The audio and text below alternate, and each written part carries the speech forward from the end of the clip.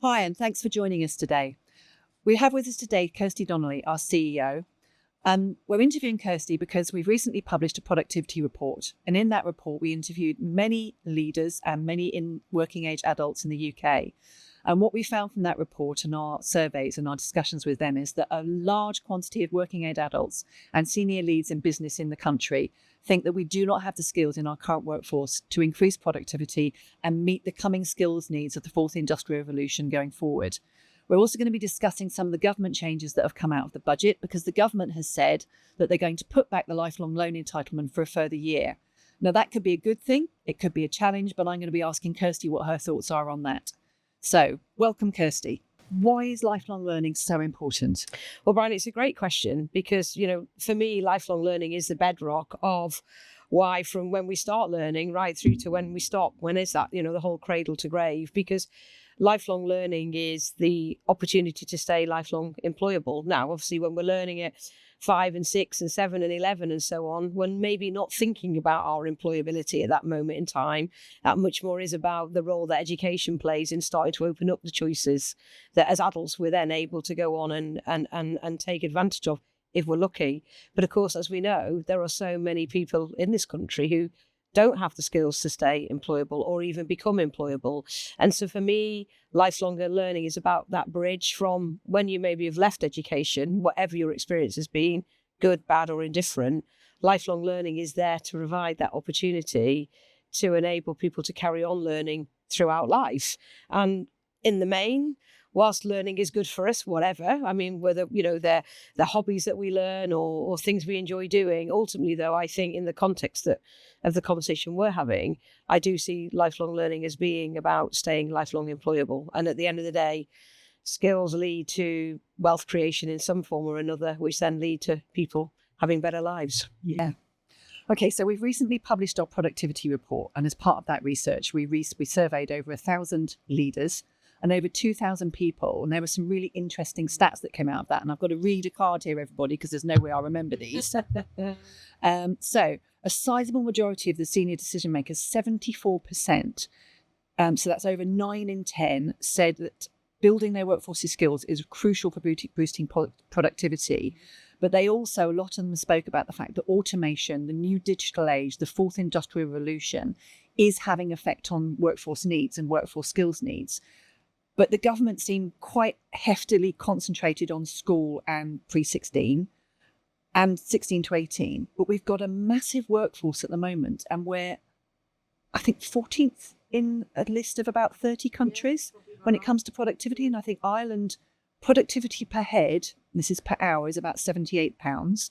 But in the UK, England, productivity is about £48 per person per hour. So there's a big difference there. So from the point of view of lifelong learning and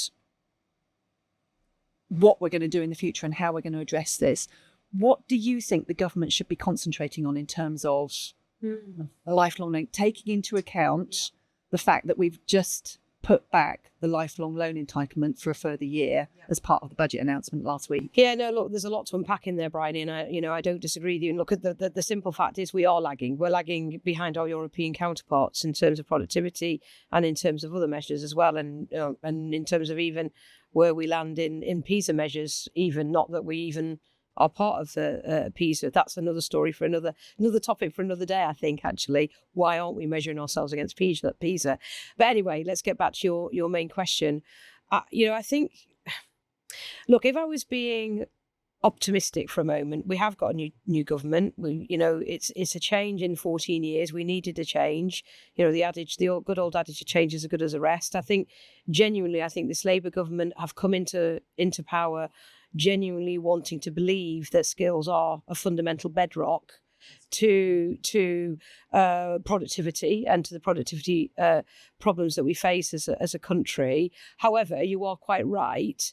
They do need to sort of almost put some money where their mouth is, to use that, again, rather crude expression. And we heard the budget last week, and look, there was £300 million talked about for further education. How exactly and what that will transpire into, let's wait and see. Yet when you set that against the 2.3 billion for education, it does, to your point, rather skew the picture a little bit. And I think part of the problem is I do think this Labour government has understood how important skills are. The fact that, Skills England is going to be very focused on how to create those join-ups between different government departments. The fact we've got the Migration Advisory Board looking at skills. The fact you've got the industrial strategy out for consultation at the moment, where they clearly do talk about the important role of skills. For me, it is the first time in 14 years, I feel, that we've started to have a government that really does want to connect up the dots. The problem is, if skills pay the bills, who's going to pay for the skills? And that is something that I think we still need to see how that is going to play out. And some of this will be how the government, with all of us in the ecosystem for that matter, how we can get more creative with the funds that are already available. And what I mean by that is, if the government would at least lighten up on some of the more stringent policies of the previous government, and if we could have some more flexibilities around the growth of skills levy, and we could understand what they were going to be used for, and if we could maybe once and for all address the maths and English question inside apprenticeships and some of these other problems that, let's be honest, have been thorny and have been around us for a number of years now, I think there's quite a lot we could do with an existing funding, as well as then trying to maximise on getting as much new money into skills as possible. But I don't think it's controversial to say this, but it isn't just the government's problem. Employers do have to also put their money where their mouth is too. And it's great that when we go out, we go out a lot, don't we? And we hear from employers who are doing amazing things for skills and talent and development. Look at the work we do for the Princess Royal Training Awards, where every year we get to see the best in class employers who are really making an impact in terms of the investment. But generally speaking, we are lagging behind again from our European counterparts in terms of how much employers do invest in training and skills. So back to your lifelong learning entitlement point, I think the trick here for the Labour government, and they've got a fantastic opportunity to do this, is to create a tripartite culture between the individual, the employer, and the state, and then try and understand where each of us, we're all learners, we're all participating in some shape or form in our learning. Or our lifelong learning. So what is it the state puts in? What is it employer contributes? And ultimately, once us as individuals, we can see the value of investing in our skills, because we can see the direct correlation between progression and career enhancement, then I think more and more individuals will invest. So it was disappointing to hear lifelong learning entitlement get pushed back another year. I'm going to try and take the more glasses half full answer to that and say, is that because this Labour government have started to listen to some of the fundamental flaws that existed in the previous government's design of lifelong learning entitlement? And if that is the case, and they're genuinely taking the time to rethink it, then great, let's rethink it, let's design it so it works to give many more people opportunities that they ordinarily wouldn't have in the current system. That would be amazing, wouldn't it? Because there are some fundamental flaws in the offer at the moment that will probably cause more social immobility than social mobility. And that's definitely something to address. Interestingly, you mentioned employers, and I think that's really key. One of our last podcasts that we haven't actually published yet, and we're waiting for clearance, was from an employer and a provider that are working together. What was really clear during the discussion with those two guests was about the collaboration that they are doing working together. And one of them is a construction employer and the other one is a construction provider. And they're collaborating on a joint workshop, with the employer putting money into the workshop with the tools and the plant that they've got to have, because that's extraordinarily expensive, and the provider providing the skills and the learning. And you can see how in the future that would work, but they're only able to do it at a certain level because the adult skills budget and the apprenticeship budget only provides a certain amount. But they were both saying that actually the more senior skills at levels 4 and 5 are what's going to be needed in the future, along with the digital skills. Mm-hmm. And you could see that the lifelong learning entitlement could achieve that with the approach that you've just mentioned about a more tripartite way of working. We're all investing. Yes, with everybody investing. Yeah. So what can employers do more? Yeah, look, I think that's great. It's really heartening, isn't it, when you get to hear those examples? And I think you'll find, across the country and in different regions, there's lots of that happening now. I think there is much more a kind of grassroots, bottom-up movement starting to happen. And I think the role of MCAs, actually, mayoral combined authorities, is another important part of knitting all of this together. So for me, it's about what can centrally, what can the government at the centre do to relax policies that currently exist and free up the funding in the way that we've just been talking about? And then how can we really get employers at the local grassroots level working with, as you've already used in your example, providers and to sort of join up that skills system at a local level? I mean, one of the things our productivity report showed us is the difference that can happen. I think, was there something like 36% of people in East Midlands are less likely to be aware and have opportunities to 65% in London. Yes. So again, we're seeing those regional divides when it comes to accessing skills coming out all the time. So I think employers getting actively engaged at a local level, making themselves known in the local community as being an employer who wants to bring in local talent. I mean, I have this saying, it's not just my saying, it gets used quite a lot, that talent is everywhere. You can find talent everywhere in all sorts of corners, and with brilliant people who coming from very diverse backgrounds. The problem is opportunities aren't, and what we've got to do is unlock those opportunities so that talent can come through. And that means employers having to think quite differently, maybe about some of their own recruitment practices, some of the way they think about the training they offer, so they can be, they can fish in a richer, more diverse talent pool. Laura was talking about the productivity and also lifelong learning as being a twofold issue. And we had a long discussion about it. It was one of those discussions where you sit down at work and you start talking about something and it ends up being an hour-long discussion about how you solve a problem. But we were talking about the fact that there's a current workforce that needs skilling up, needs upskilling, because they've got to meet the changes that are happening because of automation, digitalization, fourth industrial revolution. But actually, whilst that's not happening, it's almost creating a blocker for the younger generation to get onto the career ladder and move up, because the current workforce are not moving up as fast as they could do. They're not moving on as fast on and up as fast as they could do, because they're just not getting enough training. Yeah. So that's actually blocking the younger generation, which and their whole theory of change was, realistically, you've got to be able to do both things at the same time. So you've got to upskill the current workforce as well as upskill the new ones coming in to create that movement and create that productivity. One of the things that I think you're really touching on there, Brian, I think is really important. Look, and I think we can be very proud at Sitting Gills that we do that, which is measure longitudinally how skills contribute. And, the social and economic value, the return on investment, if you want to say, about skills. Because I think that's the big argument out there with employers and government, is well, show us the evidence. And I think there is so much evidence now to show how there is a direct correlation between, if you invest in skills, you will increase productivity. That in turn will increase people's ability to wealth creation, whether that's the employer creating more productivity and therefore wealth for the organisation, or indeed paying the wages for the people who are working for them. So there's a kind of and therefore the fact we have a theory of change model that allows us to measure through the lens of society, the impact we have on society, the impact we have on people, and the impact we have on organisations, I think is quite unique, because we're able to look at that through those different lenses. And I would say more and more organisations need to be thinking about how they adapt and adopt a theory of change model, so they can really evidence both shorthand and short term, but also longitudinally, the impact they're seeing from investing in the skills. Because the more employers see that themselves, the more I believe they will go into the boardrooms and say, yeah, we need to put even more into our skills development training and provide even more opportunities, as you say, for the more mature, older workforces to progress. I mean, let's take, an industry like EV and electrician market.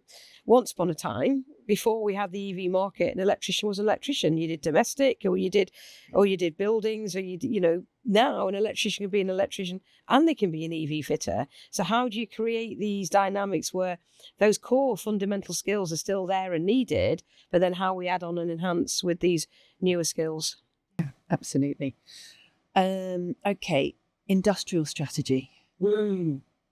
What's your thoughts on the industrial strategy and what the government are going to do with it and what it means? Because we've had the local skills improvement plans. We've been talking about local skills improvement plans for a long time, because we did that analysis and it showed us a lot of what employers are asking for and a lot of what the needs are. I get the distinct impression the industrial strategy is going to replace that Do you think it's going to replace that, or is it going to be something that's going to add to that knowledge and background data and the basis of what the skills needs are now and three years in the future, which is what LSIPs did? Yeah, I mean, I hadn't actually thought about it as a replacement strategy for LSIPs, but you're probably right. I mean, I think the industrial strategy for me, and I said it earlier, didn't I, that in the context of this government, the good news with this government is they clearly want to join up the dots, and they clearly see the industrial strategy as being incredibly key to that joining up. In fact, actually, interestingly, I think it's probably one of the first times I've ever seen it in a government consultation document. They actually taught themselves about a theory of change model, and actually having a theory of change model to measure impact through an industrial strategy. Yes. So for me, again, that was a big first. Yeah, so that was a big first. And I think that again is yet another reason, another proof point, you might say, as to why there's reasons to be more optimistic. So I think they do mean business with the industrial strategy. I think how the industrial strategy then works into Skills England, and how that can provide the data and the insights to join up the employer perspective on what skills are needed for both the short, mid and long term, and then how Skills England can coalesce around that to make sure that at local and regional levels, the supply and demand meets. I think we can only take that as a very positive step forward. However, it does rather come back to one of your early points. It still will need funding. Whatever way we look at this, however many ways we try to shake the money tree and have different coins fall off it, it does need new money. And I think that's always going to be the challenge here. I think that's one of the key issues, isn't it? I mean, there's actually, if you think about it, I mean, we've known for several years that, not so much now, because I think the adult education budget, when it's devolved down to local levels, is actually used much more effectively than it ever was at a national level, where every single year for about 3 or 4 years before devolution, colleges were giving back masses of the adult education budget because of the restrictions around eligibility, because of the restrictions around what it could be used for. So the money is actually there. It's getting used much more effectively at a regional level, but we've still got masses of the country, probably about 55% of the adult skills budget, which sits nationally, which has still got that eligibility criteria and all those restrictions. If they freed up and released some of those restrictions and made it more flexible. Yeah. For instance, there's a 3% innovation flex at the moment that can be used by providers to work with employers to develop courses and programs to specifically meet those employer needs. That's only 3% of the adult education budget, and yet we're still giving lots of it back. Why not flex it up to use 25% of it? Exactly. Well, and I think that's what I meant before. So although I'd be the first to say, over the last, 10, 11 years, we know, don't we, that over £1 billion has been taken away from the adult fund, the adult tertiary market. There's no getting away from that. That is a statistic. We might not like it, and people might not want to keep having it rammed down, but that is a statistical point. Now, whether or not we can fully replace that, probably unrealistic to think, but you're absolutely right. Just by being more creative, joining up the dots, unflexing some of those restrictions, we can open up existing funds to more available in pockets and areas of the country where we need it, and as our own productivity report demonstrated. So I think it is trying to be creative like that, and also rethinking the models and constructs of learning. I mean, we haven't really touched yet on AI, but none of us really know yet just how AI is fundamentally going to shift the way we live, we learn, we work. But in a positive sense, I think AI used well and used for constructively, it can fundamentally change the rhythm, the swim lanes in which people learn. Learning's a journey, and people will stop and start it at very different points, and they'll have very different abilities in terms of how they learn and what skills they learn and when. And therefore, if we can create a system that isn't dictated to by guided learning hours, I mean, come on, what way is that to create a kind of flexible, agile workforce that we need today? So if we can really unleash the power of AI and flex up some of those existing policies and funds, then I think we could really start to create some magic. But we have to be quite brave about that. And all of us in the system, in the ecosystem, almost, not be a little bit like turkeys voting for Christmas and want to keep things the same, but have to think quite differently about the pace and the place of when learning and skills are taught and delivered and supported. Yeah. And I think that's where AI can come right through and drive something quite positive through that agenda change. So how long do you think it will take?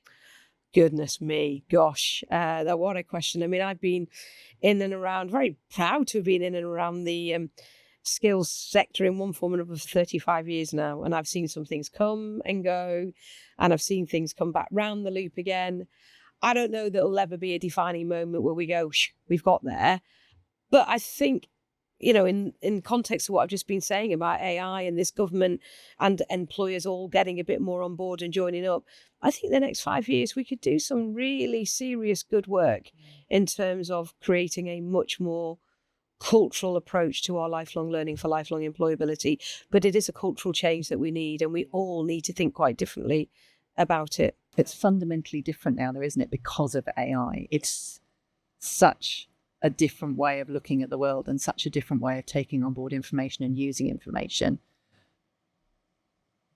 How is the provider ecosystem reacting to it, do you think? Well, yeah, that's a really good question. And I think it's early days. But I think what we've got to be careful about is disintermediation. There are going to be people out there that we don't even know yet, let alone the Googles and the LinkedIns of this world and Amazons, who are all going to create their own version of a skills learning marketplace.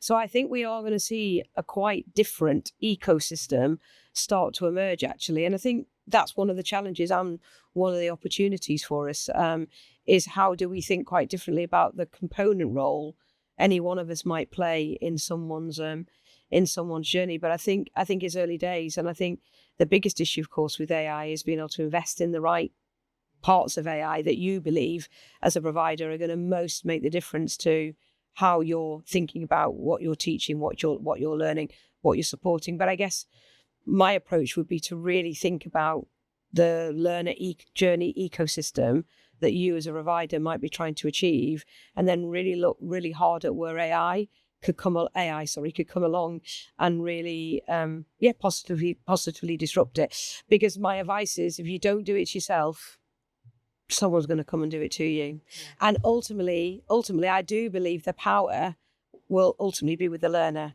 And they are going to start making some very different choices once there is more in the market for them to choose from. Because the learners coming through now are going to look on learning and how they learn and how they gain information and gain new skills in a very, very different way to people from yours and my generation. It's going to be a very different approach, isn't it? And they're going to want to learn in a very different way. You can already see that happening with people not particularly wanting to go into a classroom all the time. Well, you even see it in our workplaces, don't we? I mean, look, for the first time ever, we've got 5 generations of people working in our workplaces. I mean, you could look at that through 2 lenses. Again, I tend to take that. What a brilliant melting pot. Yeah, what a brilliant melting pot of, reverse learning and mentoring. But nonetheless, that does put a challenge on an employer to think about the different ways that young people will respond as they come through. And then, the more older, mature workers like our good selves who want to stay with it and young, but probably have got some of tried and tested practices that we're not very good at changing. Yeah. Maybe we're not, but maybe this is the challenge. Having those 5 generations in the workplace will help us all think constantly about that need to be agile and constantly changing to evolve, really. So thanks for watching today. If you enjoyed this podcast, please do write a review on your podcast platform. The first 5 reviews we spot will receive some City and Guilds merchandise, and we've got mouse mats and water bottles to give away.